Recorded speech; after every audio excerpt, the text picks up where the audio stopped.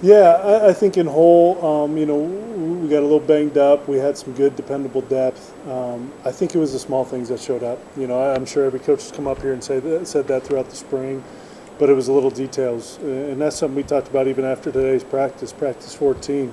What's it about? Little details, right? And that's something that just popped up, something that we can keep focusing on, keep growing, keep accruing reps in the system.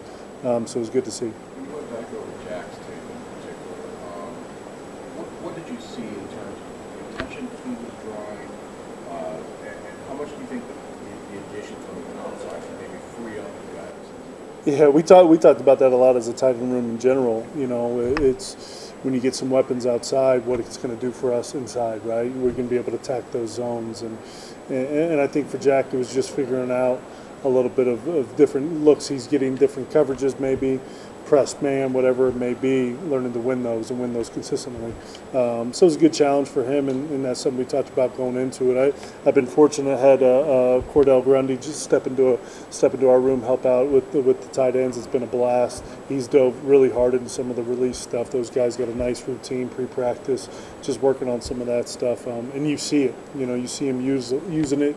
You see an accrue and reps in it. So it's been fun that way. Your biggest step this offseason going into spring ball? Yeah, I think with some injuries, it was interesting taking the biggest step, kind of just pushing those young guys. Seeing Wyatt Hook push himself, Charlie Baker, Jax Wilson, and that's kind of what we wanted to do. We wanted to find a way to make those guys push themselves, right? Build dependable depth.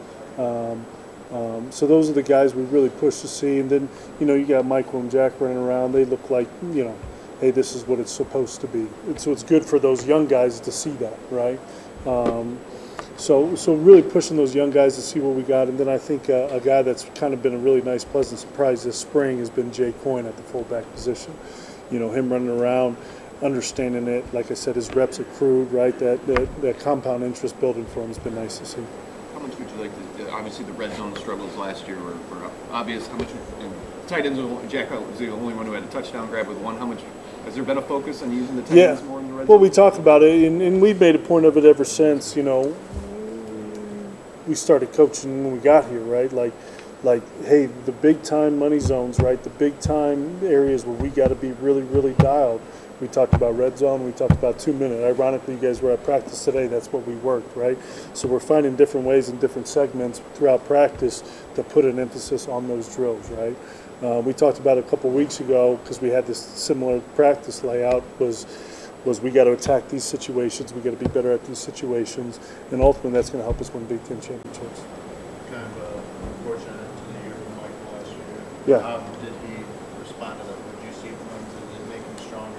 You know what? With Mike, it was interesting, and I better say Mike, or I don't want to get anybody in trouble over there. But with him, what was fun, obviously, unfortunately, he got hurt, needed him. He's a big piece in what we wanted to do. It was nice for a couple of reasons. One, it kind of let him sit back and diagnose the offense as a whole. I think I put him in charge of kind of tutoring a couple of the young guys throughout the season. So it was nice for him to kind of take that role. And then it was nice for BP to get in there and get his feet wet, 8 games, for him to kind of work. So I thought it did build some depth for the future. At the time, unfortunately, not great, but for the future, it did build some stuff. And then Jack, know him better than anyone. What do you think his ceiling is? What do I think his ceiling is? Well, yeah, I think that's up to him, and that's what we hit on those guys, and really all those guys, right? One of the quotes we have in that tight room is argue for your limitations and they're yours, right? And so the things that we want, that we have our quote unquote weaknesses right now, let's build them into our strengths. So for him, it's being the full, all around versatile tight end. It's not just about the pass game, right? For a guy like Michael, it's not just about the run game. How can we be that all around tight end, be the threat not only in the run and the pass? That's going to make it harder on defenses. It's our job to make it harder on the D coordinators, calling the play, calling the personnel, right? Are they going to focus in on us? Great, let's get the one-on-one matchups outside to the Nick Marshes and Amari Kellys of the world. And if they're not, they're going to spread it out a little bit. Let's attack those zones. Both, it's about everyone, not just the O-line. Totally. Regarding the struggles last year, where have you seen your improvement in taking big step in the spring ball. Yeah, no, and I think that's been a huge emphasis, right? We want to be better in the run game, and I do, like, to Coach Smith's point, I think that's huge, right? Like, whenever you think of a really good running team, you always think of the O-line, right? But I always challenge people, and I challenge the tight end room, when it's a really good running team, right? Obviously, you got to have the O-line, you got to have the running back, right? But the tight ends make a big emphasis in that. And so that's been our challenge. That's been our deal to make it physical, right? Be on our aiming points, tack it, right? Pad level. So that's something we'll talk about a lot. And I always say we're going to talk about it selfishly. We want to be good in the run game so we can open up the play action game. That's why we're going to be good in the run game. That's our selfish attitude. Kind of like feed yourself. Exactly.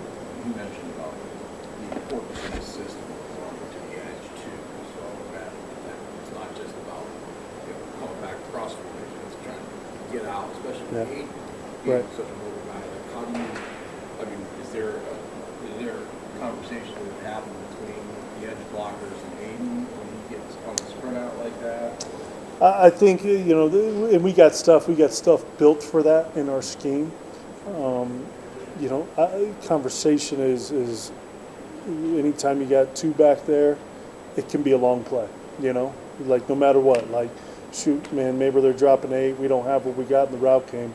It's a long play, guys, right? Because we have the ability to extend it. So I think the conversation isn't so much about the edge, it's about play till the whistle. It could be a long play, right? Right? How you finish. I think Coach Mahalchik does an awesome job with the O-line. Like, you watch him in a walkthrough setting, okay? You hear him say ball thrown, and then they sprint, right? Like, they don't just stop. Then they sprint. So they're playing long.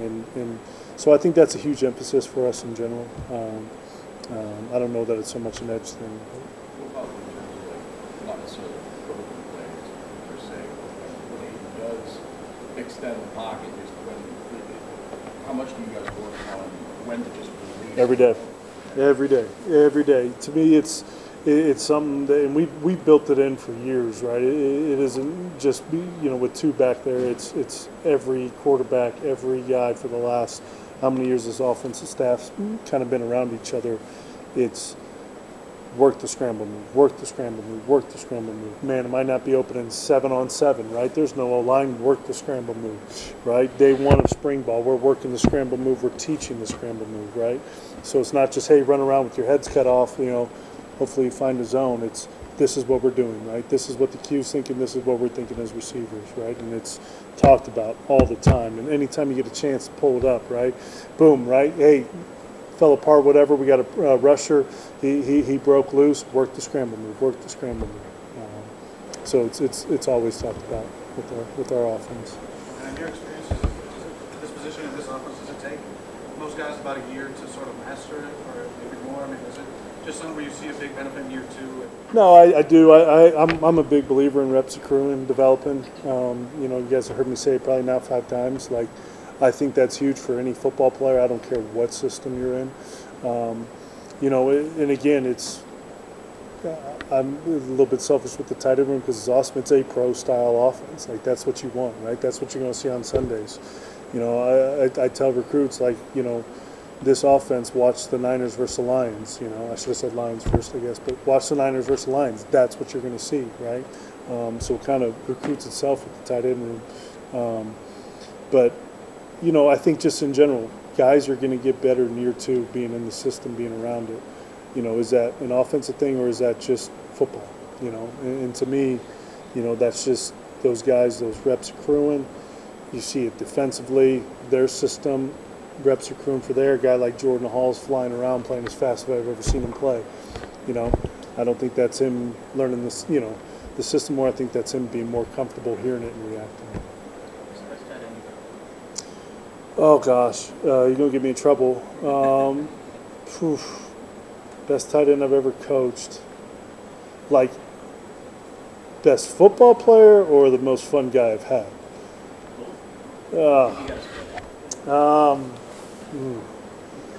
Hopefully they don't see it. That's a tough one. There was a handful.